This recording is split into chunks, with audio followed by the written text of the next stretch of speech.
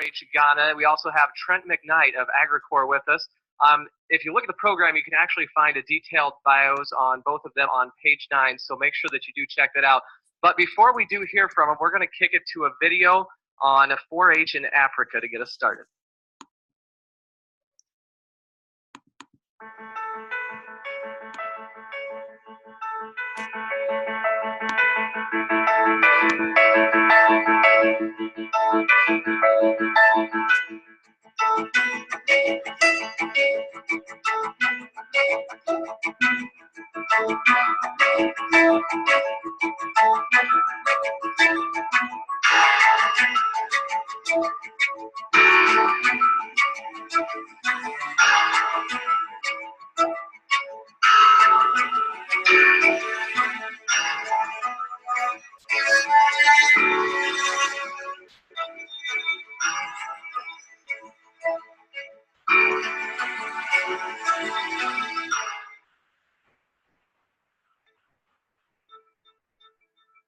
The Forage programs that we run are making young people become very interested in agriculture and not seeing that as punishment as it used to be.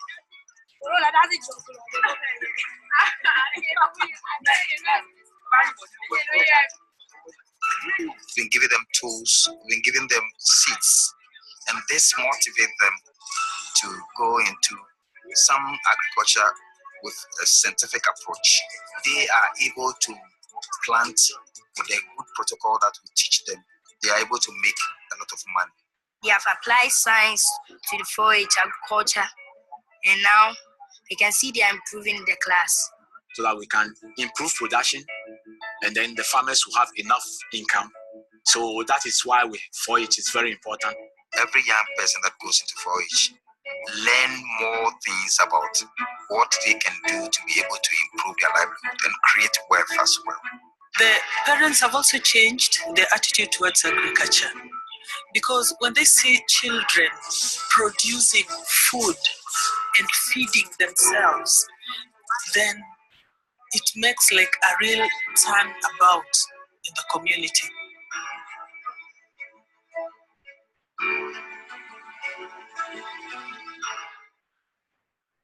So they are the future. They will transform the country and they will transform the older generations. People in 4-H are better prepared for the future because I think they have been taught agriculture. The young people, as we always say, are leaders of tomorrow.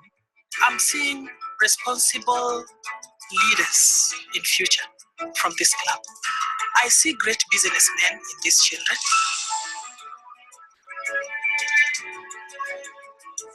Forage will take Ghana forward.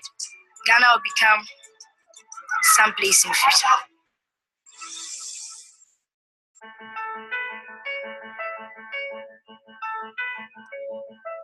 My name is Jeffrey Asari. I'm the president of 4-H Xavier.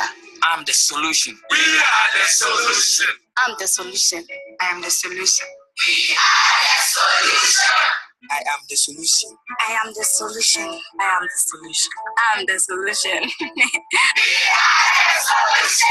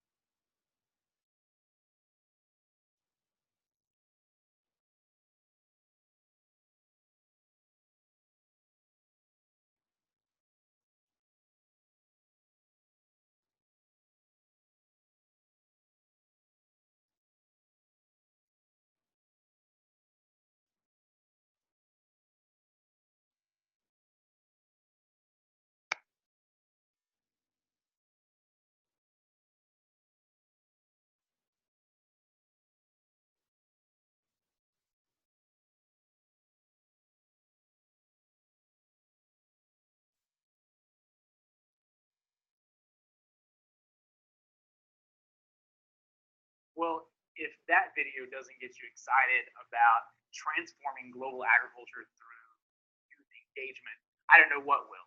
But again, we are kind of preaching to the choir at GLAG 18.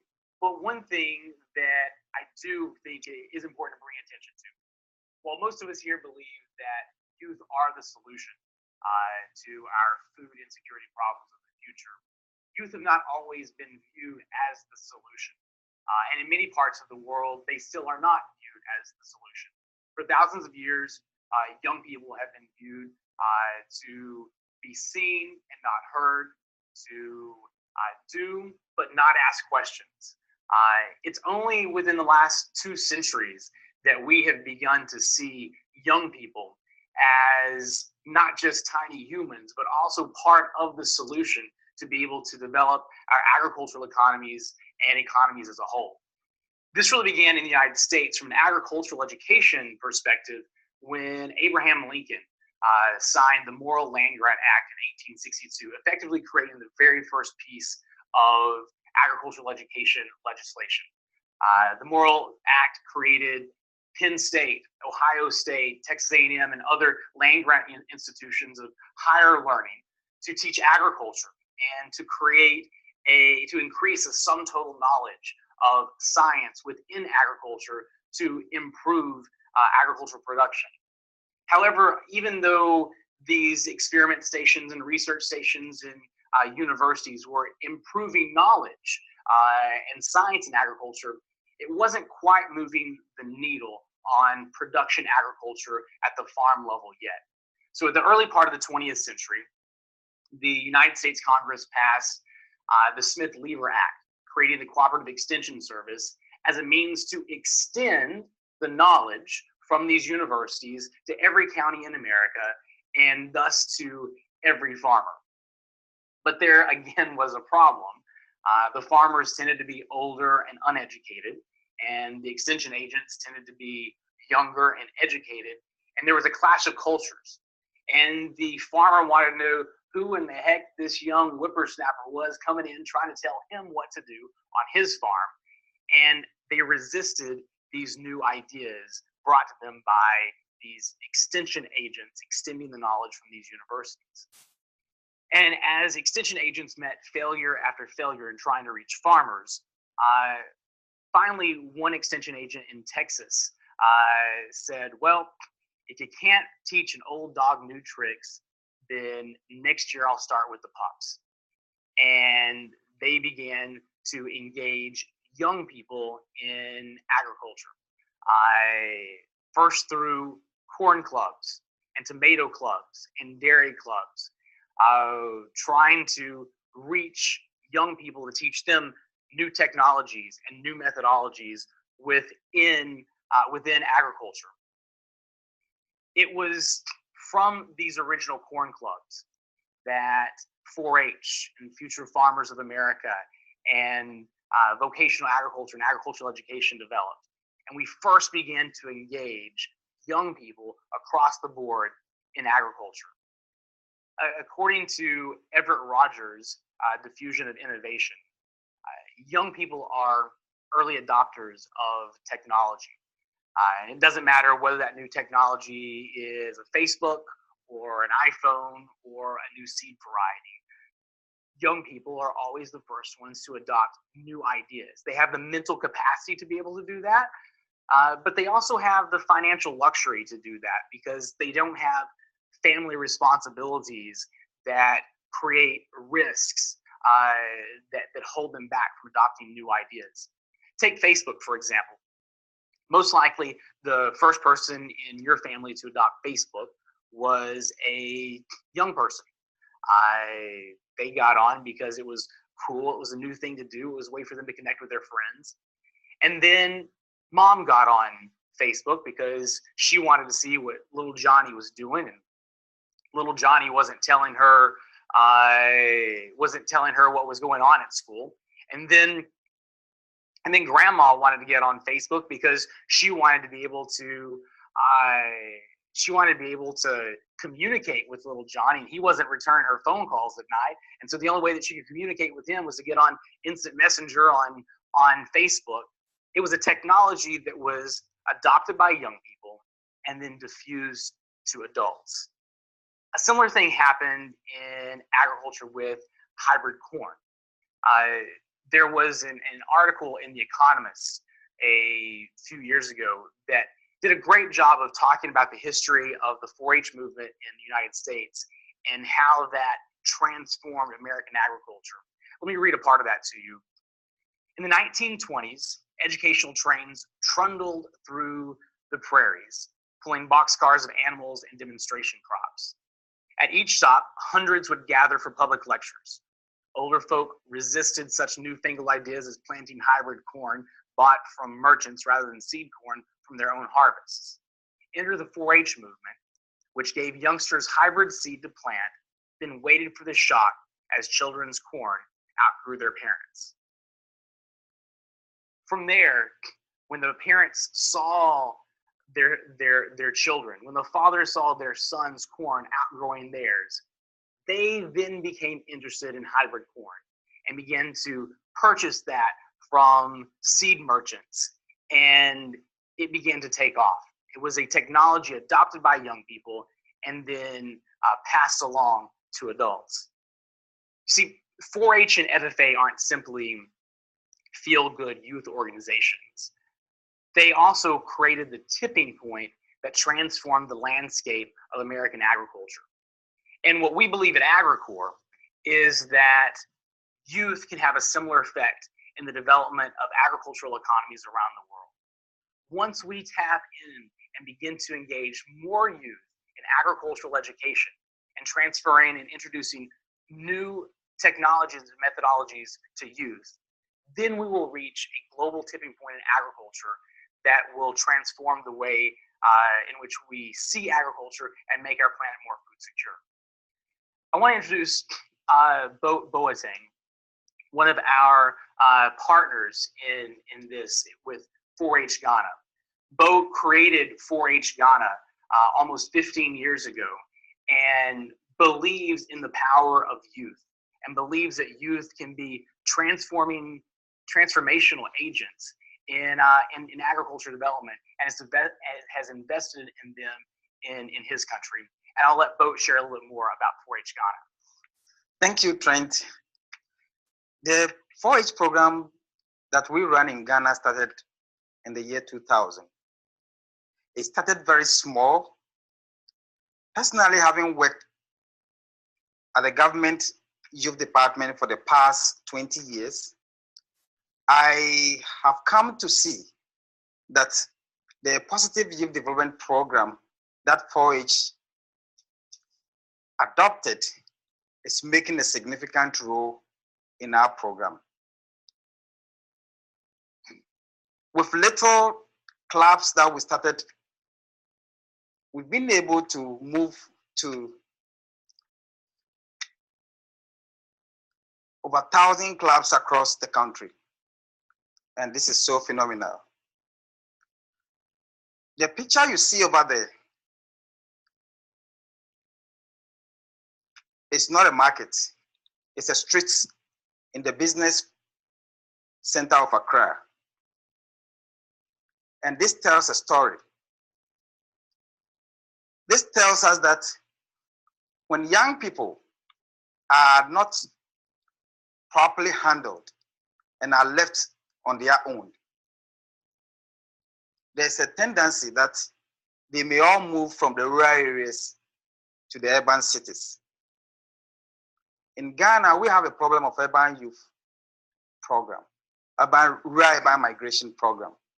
And this is fueled by the neglect of agriculture as a business. And this has created a huge youth unemployment. As I speak to you now, the government of Ghana and other governments in Africa are seriously embarking on economic recovery programs with structural adjustment and different kind of programs that have been prescribed by the World Bank and other institutions.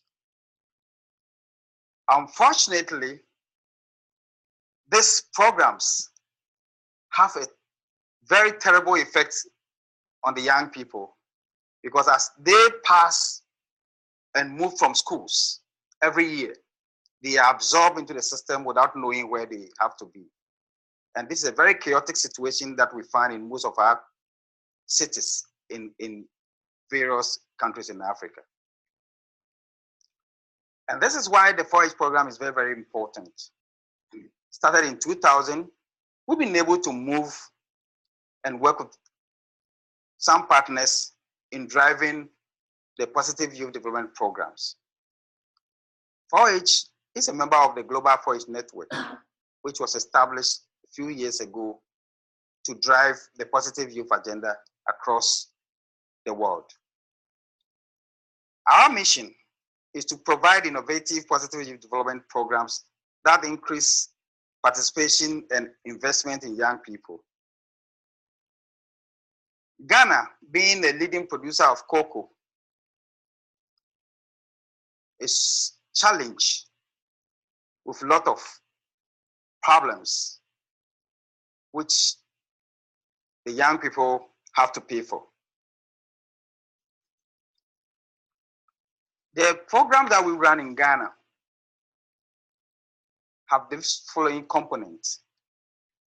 The Positive Youth Development Program has to do with the livelihood and life skill programs in which young people are taken through projects that help them to develop leadership and learn more skills as well.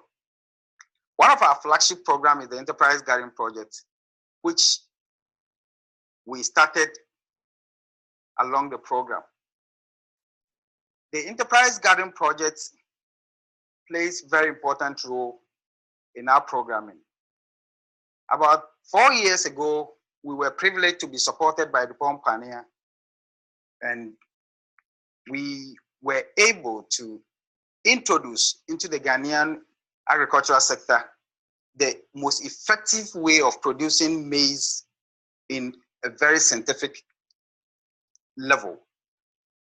Through this program, young people were able to drive the process of helping the adult farmers to learn new technology of increasing maize production. The maize that were given to these kids ended up in various homes with farmers making a lot of money out of it. The kids were able to produce about 25 to 30 acres in in 1 acre plot as compared to the 7 to 8, 50 kg bags that farmers do produce. And this shows that with a scientific approach, agriculture could be very interesting and productive. One of our programs is also on health and gender. Coming from a country with very diverse cultural background, the issue of gender is a very crucial to our programming. Currently, we had a grant from Gates Foundation which helped us to address this piece in our programming. This grant also helped us to be able to reach to other parts of the country. Currently, we're working in 5 regions across the regions in Ghana. Of course, fun and game is part of our programming, which continue to bring some kind of happiness and joy to the young people. The program that we run consists of agriculture and non-agriculture projects. The agricultural project has to do with young people embarking on projects such as crops, which include cereals, legumes, and other tuber crops. Many young people also are engaged in animal husbandry, keeping poultry, piggery, rabbits, goats, etc. The non-agricultural project has to do with beads making, bakery, soap making, basketry, and food processing. And this plays a very important role in our program. Many young people in Ghana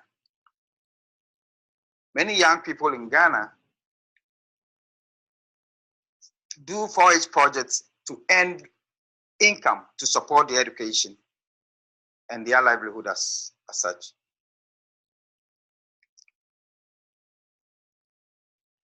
On this picture, you can see a lot of young people engaged in their agricultural projects.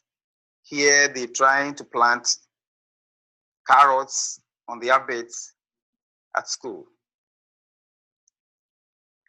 These are some of the leadership programs that were introduced by the agriculture volunteers that we work with. The lead contest project is one of the flagship programs that is spearheading and growing leaders in Forage. The lead stands for Leadership, Education, Agriculture, and Development. And this contest has become a flagship of our leadership programs across the country. Beginning from the club level, clubs are engaged in this contest from the various level to district, to region, and to the national level. Here, they are engaged in various levels in opening and closing ceremonies, the agricultural creed, and debates. And I must say that this has really improved the leadership skills of many Forage members in their communities. So this is also part of the lead contest program. We can see here, this is the opening and closing ceremonies that are done as part of the lead program. This is the national lead contest that took place in Forage in last year, June. This is where some leaders who won receive their prizes. Another important component of the Agriculture Forage partnership is the teacher empowerment training programs. As I moved across the various schools since I arrived in the US, I came across so many things that are not familiar with us in our country. And this is what the agriculture volunteers brings to bear on our programming. Teachers and volunteers are brought together and are given this training, which they use to empower the kids. Yeah, so these are some of the training programs. One important component of our programming is the partnership that has been established between the various key stakeholders that we work with. Currently, we're working with the Ministry of Food and Agriculture. They are very strong partners of our program. At the various levels, from the local level to the highest level, we have extension officers who work with us voluntarily, going to schools and communities and homes to support young people in their projects development. We also have Ghana Education Service as very important partners in our program. As you may know, most of our programs are based in schools. And for that matter, we need the permission of the GES or the Ghana Education Service to be able to implement this program.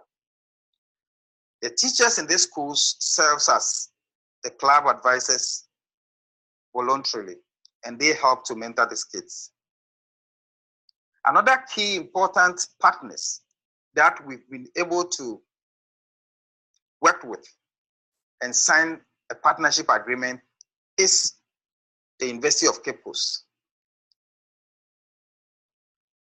This partnership was made possible through the collaboration and partnership with the agriculturists. Now we have the privilege now to be working with the University of Cape Coast to try to help them and teach some of the students to understand the positive youth development programming so that they can be able to incorporate it as they move to the communities to teach. And this is some of the ways that we are using to spread the forage methodology and the principal across the country. Another important component of this piece is how we can be able to move the research of students to the communities. As I speak with you, extension work in Ghana is not very effective as it used to be. And we believe that working with the students can be able to help boost and expand this extension program. From the little 9,440 membership that we had in 2014, our partnership with AgriCorps and the grant that we also had from Gates Foundation has really moved our program to a higher pedestal. Now we can talk about 62,000 plus members across the country in 5 regions. And this is so phenomenal. We continue to work very hard. And I think that as we continue to work with our partners, there's a lot that we can bring to the youth development programming in Ghana. I believe that the partnership with AgriCorps holds a strong key to youth development in Ghana. And as we move on, I definitely hope that young people in America, especially those in the land-grant universities, who are seriously preparing to come to Ghana are welcome. And we look forward to see how we can be able to work together to champion youth development in our country. And it is that partnership that Forage Ghana and AgriCorps have that are impacting young students in agriculture within Ghana. In agriculture, AgriCorps builds capacity for agricultural education in countries like Ghana and Liberia. And we were really founded on 3 primary beliefs. First, we believe that food security is the most important issue facing our generation. Second, we believe that agricultural education is the first step to addressing those food security problems. And third, we believe that young American agricultural professionals with a background in agricultural education are one of our greatest assets to be able to build capacity for agricultural education around the globe. So what do? We actually take young American agriculture professionals to serve as agriculture teachers, agriculture extension agents, and 4-H club advisors in Ghana and Liberia. We partner with Boat and his staff and work side by side with 4-H Ghana to train teachers and develop programs that engage young people in agriculture. Our fellows must have a college degree in agriculture, must have experience with 4-H or FFA, and must come with a knowledge of production agriculture. And it's from all of this that our fellows, along with Boat and his amazing staff, are able to create impact in Ghana. A couple years ago, I went to visit one of our fellows, Kelsey Barnes, in Bulahagu, a rural village in Ghana's poor northern region.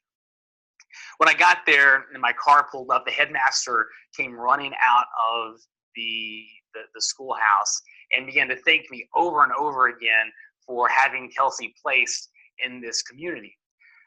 And he said that his students had just finished taking their high school entrance exams. Kelsey was teaching at a junior high school. And that 40% of those students indicated they wanted to study agriculture in high school. I said, well, that's fantastic. How many said they wanted to study agriculture last year? He said 0. He said, having Kelsey, who is a farmer, who comes from a farm background in America, talk about her family's farm and demonstrate that agriculture can be a profitable profession, has given our students permission to be farmers too. It has gotten them excited about the career option of farming. I went to another one of our fellows, Slater, who was an animal science major at Virginia Tech, graduate of Virginia Tech, and was an AgriCorps fellow in our very first year, was teaching in Pakro in Ghana's eastern region. And she worked very closely with her counterpart teacher, another agriculture integrated science instructor there at her school, who by all stretch of the imagination was a horrible teacher.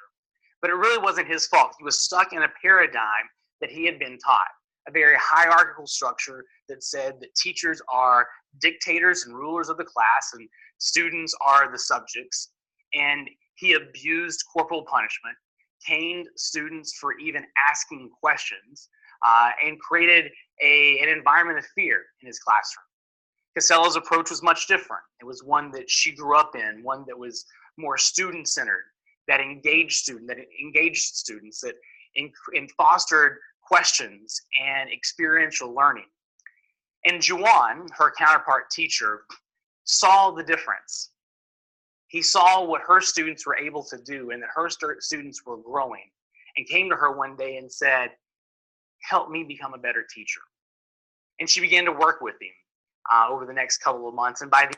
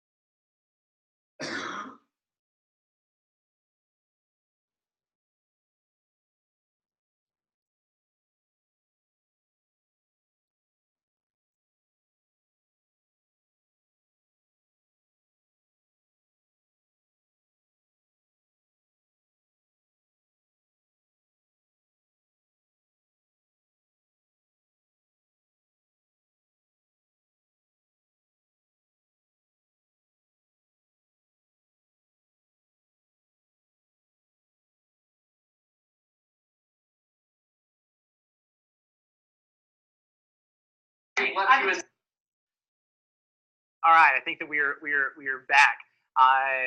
So Slater, let me put you back in, drop you back in the middle of the scene. Slater was working with her counterpart teacher, JaJuan, who was a horrible teacher, beat his students all the time, practically, and but wanted to become better.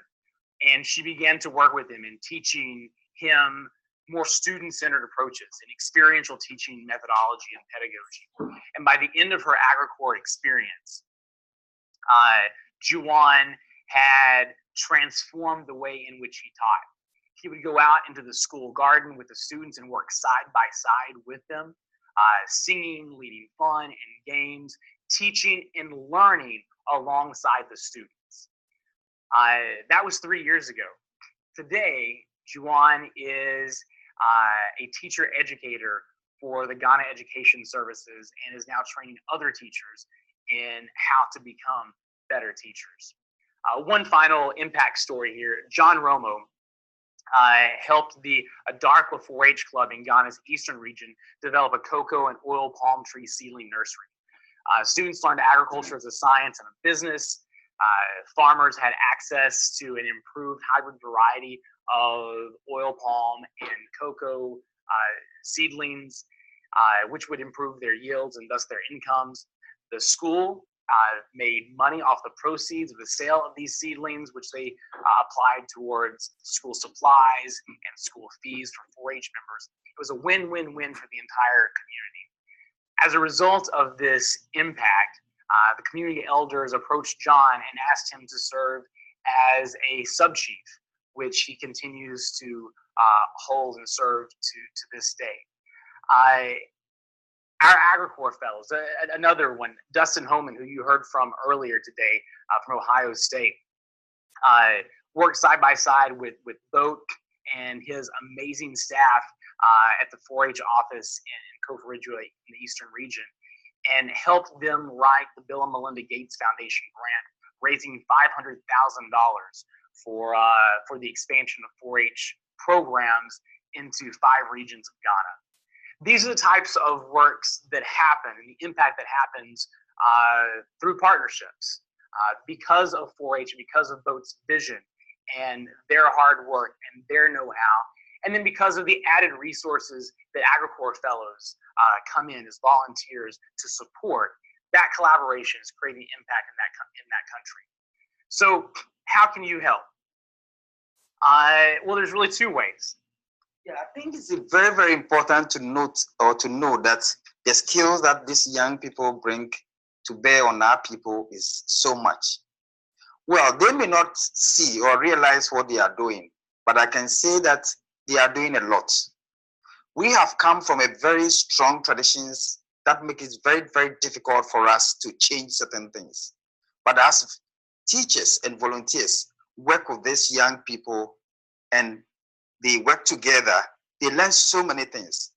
I don't know, probably, I don't know whether it is poverty or whatnot. Volunteering in our part of the world is very, very difficult. And people would always want to be paid for every small thing that they do. Getting volunteers even to work with the kids is a very big challenge.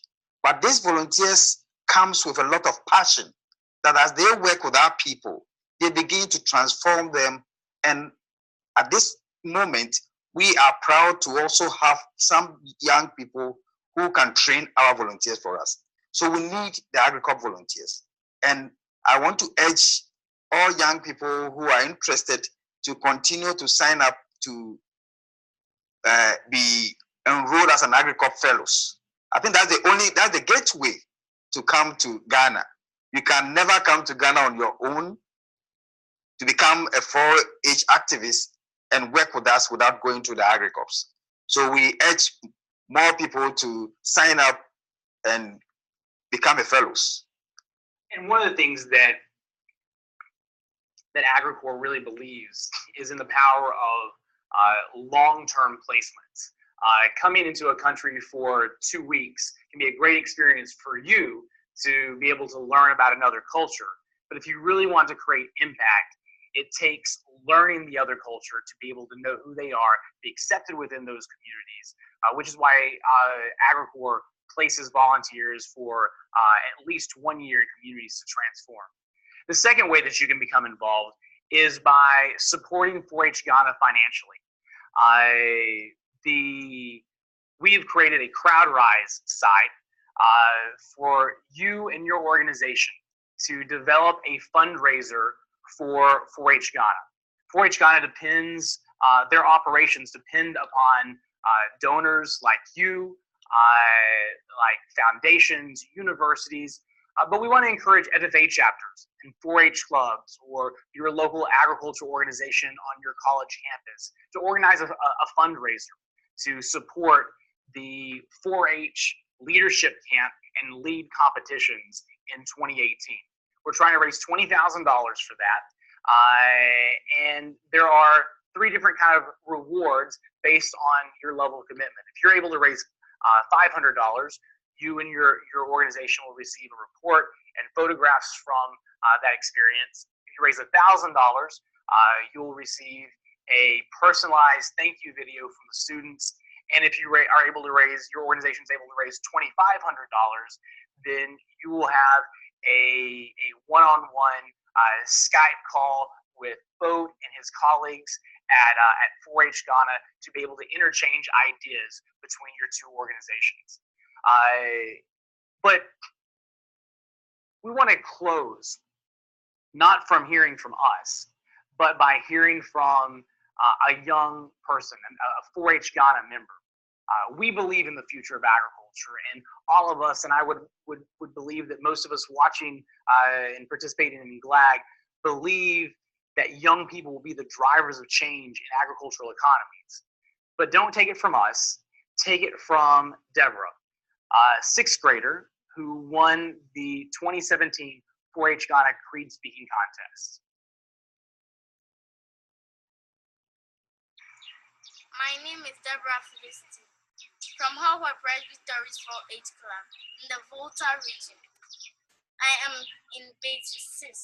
I am reciting the Agricultural Creed by E.M. Tiffany.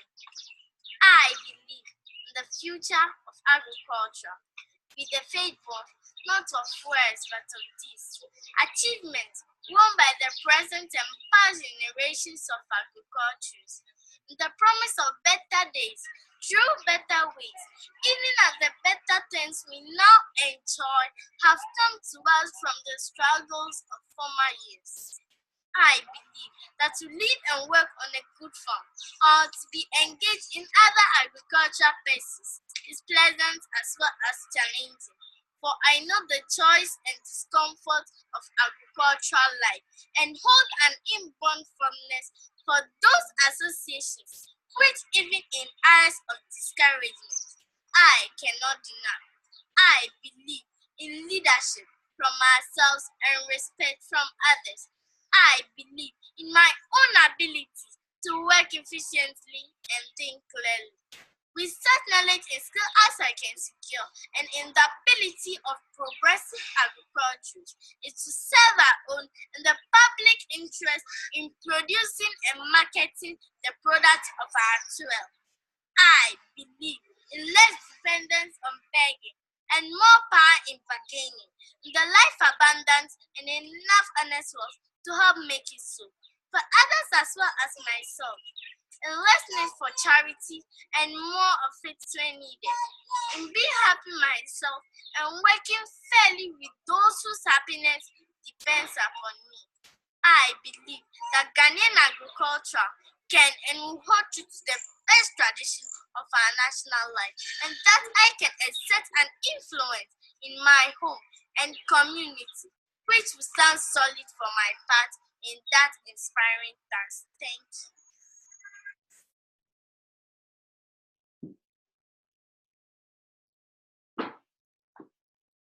So we have several questions here from our participants, and I'm just going to read a few of them off and ask Bo to answer some. Some of them I will answer.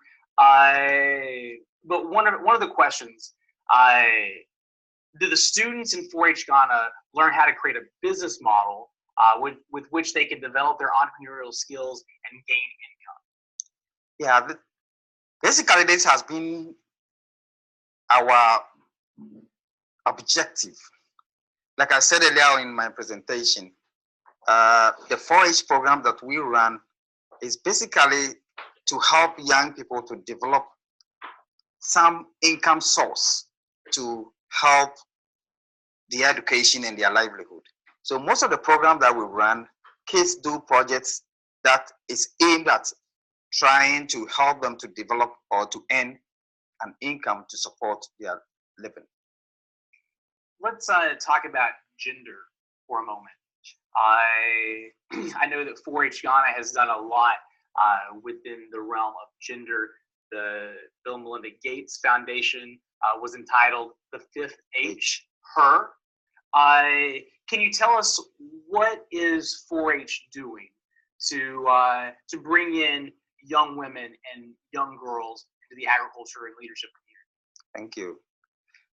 When we started the 4-H programs in Ghana, what we realized was that in most leadership positions, you can only see a woman as at most a treasurer. President, vice president, secretary, and other executive members are always boys. So we realized and we saw that this is a problem. And even among the club advisors, there were a whole lot of men that were leading the program. So with the 5th HR projects, what we did was to develop a manual and begin to do the engagement of trying to get girls to be up and keep the fight. And I might say that for the 2 years that we work on the project, now we've had, it's almost a balance. It's between 45% to 50 ratio in leadership of various clubs that we have in this in Ghana now. So we are doing a lot. There have been a lot of manuals and posters that were developed that is going and working to ease this gender stereotyping that are so immune in our system. And I know several of our female AgriCorps fellows have led women in agriculture leadership workshops for their students. They noticed that when men or boys were present in a meeting, that girls wouldn't always speak up. So they began to organize some girl-only workshops to be able to show them other successful women in agriculture. Something else I would like for you to share a little bit about. Last year's lead competition, one of the contests was debate. And that debate question was on a gender issue. Share with our audience what the debate topic was and how that went. Yeah, the debate question was,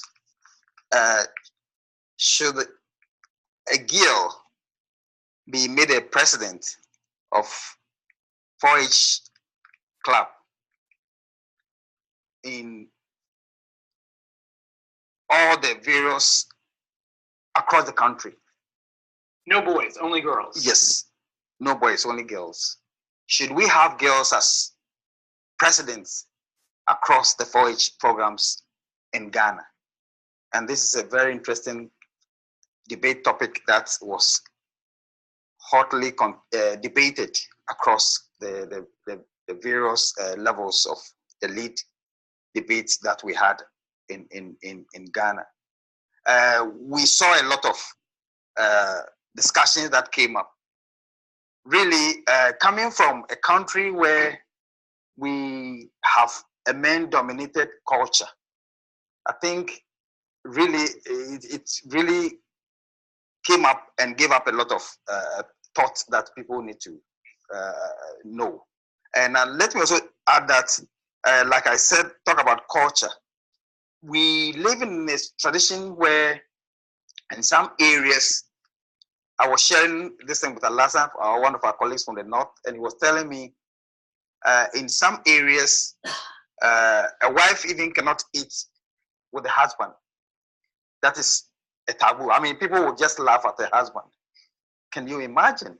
But these are some of the traditions that we have in some part of our country.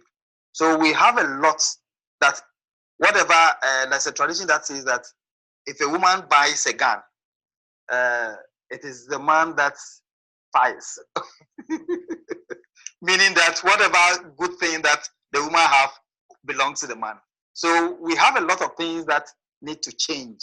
And some of these discussions, the debate and other things, is beginning to unearth and bring some kind of things that need to be changed from the country. There's another question on here asking to compare and contrast 4-H Ghana with 4-H in the United States. And I would articulate that 4-H in Ghana is actually more similar to FFA in the United States because it's school-based agricultural education. In the United States, 4-H is extension-based, and it's extension programs and extension agents who are leading those programs. In FFA in the U.S., it's more school-based agricultural education, and it's normally a school teacher, a high school agriculture teacher that's leading that. In Ghana, as well as in Liberia, where AgriCorps also operates, 4-H tends to be more on the school-based side of everything. That's not to say that 4-H Ghana doesn't also have some community-based programs, but most of them are centered around the school. We have, let's see, another question here. Tell us what happens about with some of the former 4-H members. what did they go on to do? I know that you're developing an alumni program right now, but what success stories do you know of some former 4-H members? That's interesting. We have alumni 4-H members even working in our office now as program coordinators who are spearheading some of the programs in other regions. We have 4-H members. Francis is now a agri science teacher, and he's doing very well. We've got some girls or the women that have gone through 4-H that are also teachers in secondary schools and a whole lot of places. I think since we started, there was one lady that we went to Norway with. She graduated from Kwame Nkrumah University as one of the best students. She had a prize and she had a scholarship, and she's now studying in Canada. So we have produced a lot of good and quality young people who are, let me say, fired up to begin the process and also help to advance the course that we have started. And I believe in the nearest future to come, we will have a lot of young people that have gone through the project to continue to lead this process. One of our participants says, the impact of Ghana 4-H has been phenomenal. Congratulations. Are there any steps being taken to spread this movement to neighboring countries in Africa? Thank you. I think my coming here and sitting here does not only represent 4-H Ghana. I serve on the global board. We are only two, myself and Tanzanian, Susan from Tanzania. And I can say that some of us have been a resource person in trying to grow 4-H in Africa. I know that in some countries like Cameroon, Nigeria, and some other places, that 4-H is emerging. We have contributed. Some of the material that we develop have been sent to a lot of countries that is working on 4-H programs. So we continue to work through the African 4-H network, and some of us are the movers and shakers of that idea or that network, and we continue to provide that support that we also receive from the National 4-H Council and other countries that we are working with. One of another participant says, membership growth has been phenomenal. What new opportunities will this participation create for young people in Ghana that they've not seen before? Yeah, it's interesting. We are moving very fast. As I speak to you, almost every day we get requests from schools for us to come and establish 4-H over there. But this comes with responsibility. Our small staff that coordinate the projects is becoming a problem, because when we don't have grants, it becomes difficult to get people to coordinate and be able to send these good ideas to other places. But I can say that those that have gone through the program are doing very well. And currently we are trying to gather the alumni, those that have gone through the project, and I can see a positive results of they trying to help develop other members across the country. And I would also add that just kind of re-emphasize something you said in your talk earlier. It was through the Gates grant that the LEAD competitions developed, and a little history on that, kind of from an AgriCorps and 4-H Ghana and Gates perspective, because it kind of was a collaborative effort all the way around. AgriCorps fellows, we now have our 4th Corps fellows in Ghana. Each year we have about 10 to 12 fellows that are working there. And in the very first year, some of our fellows had worked with local agriculture teachers and 4-H club advisors and 4-H staff to help develop opening ceremonies. In year 2, our AgriCorps fellows had developed the agriculture creed and had worked with some adapted from the FFA creed in the United States. And then last year, one of the fellows that worked closely with you Clayton Carley in the 4-H Ghana office, worked with 4-H Ghana staff. He really has an amazing core of staff that he works with that develop these leadership, education, agriculture, and development competitions. And so it was kind of this culmination of all of 4 years of work between 4-H Ghana and AgriCorps to develop these contests. And but that would have not happened had it not been for this expansion of growth that came from the Gates Foundation. There's a question here directed towards me for AgriCorps. How does AgriCorps prepare their volunteers to adapt agricultural knowledge and mentoring experience to a different culture? Our fellows go through a 5-week training institute. The first 10 days start in the United States, where our fellows receive a very high level, quick, down and dirty training on agricultural education pedagogy. Our students are trained in interior formation. How do they process living in a different culture? How do they internally deal with some of those struggles, being away from home, finding potential ethical and moral dilemmas? How do they deal with those? The third thing that we train our fellows on is on cross-cultural competencies.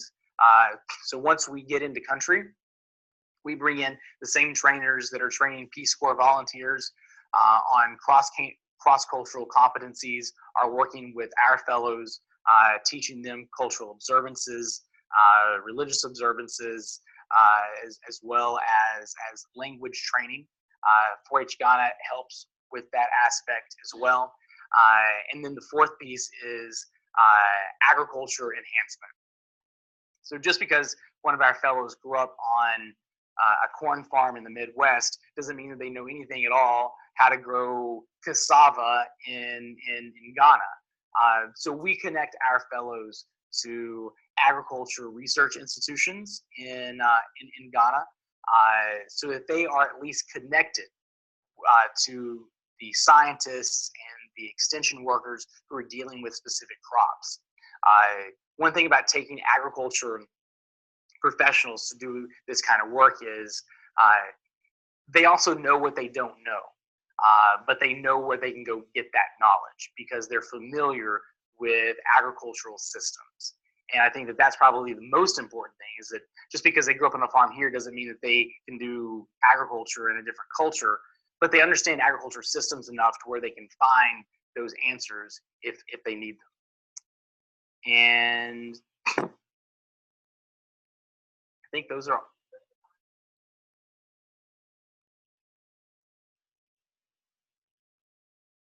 How can the agriculture exchanges facilitate? Is that the question you're referring to? Oh, there it just appeared.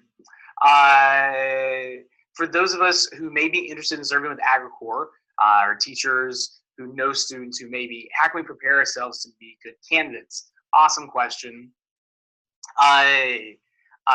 Continue to become familiar with 4-H and FFA. If you don't have a background in 4-H or FFA, get one. I had experience teaching agriculture and actually serving as a 4-H club leader.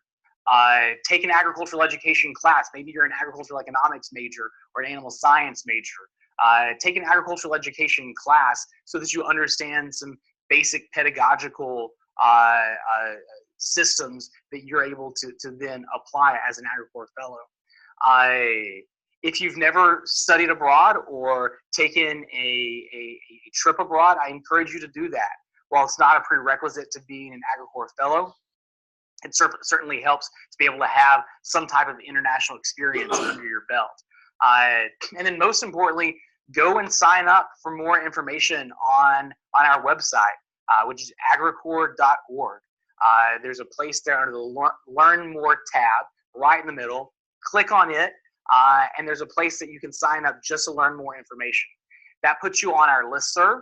Our recruiter will reach out and be in contact with you and answer any specific questions that you may have about AgriCorps or 4-H Ghana, so that you can sign up and move over and live with Boat and support his work. And with that, all I can say is, wow, it was truly remarkable. The work that Boat and Trent, you are both doing in Ghana is just phenomenal. The things that are happening in Ghana and the things that you are accomplishing. And I can tell you from the Twitter feeds, the young 6-year-old, very mature 6th grader, probably not 6-year-old, but 6th grader, she is popular. She could run for president right now and probably be elected. So just truly remarkable the things you're doing. But that is going to bring us to another break here. I know at breaks you're kind of supposed to slow down and rejuvenate, but I know my mind's going to be running 100 miles an hour after what we just heard. But as you look at that, did you see in your program that 2 people actually submitted Tim Tams as an international snack? That tells me they must be delicious, and I can't wait to dive into them. I have been holding